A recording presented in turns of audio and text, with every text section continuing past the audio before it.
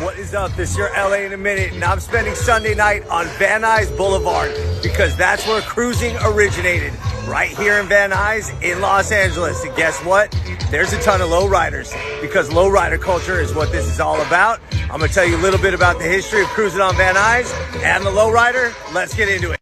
So cruising began on Van Nuys Boulevard in the late 40s after the war because it's a really wide street. It was always the Valley's main thoroughfare, but as cars became cheaper, gasoline became cheaper, and customization first came, this was the place to cruise. Lowrider culture was pioneered here in Los Angeles in the 1940s. Pioneers such as Jesse Valadez and his Gypsy Rose are famous even 7, 8 decades later. So it's important to note that car culture originally took off in Whittier and East Los Angeles, again as the extension of the car customization in the lowrider culture.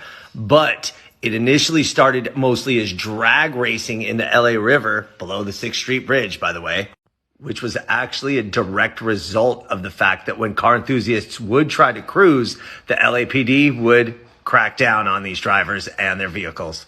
California tried to squash this culture so much that in 1958, they changed the vehicle code to impound any car that had any part that was lower than the lowest point of the wheel rim. But you know what they say, necessity is the mother of invention. In 1959, a mechanic named Ron Aguirre came up with a hydraulic pump that would allow him to change the height of a car with the flick of a switch, and the lowrider was born. The aim of the lowrider is to go low and slow. To customize the car to go against its intended use is a political and cultural statement. Van Nuys started to have a ton of car dealerships, so it further symbolized LA's car culture and our relationship with cruising, seeing people, socializing, and self-expression.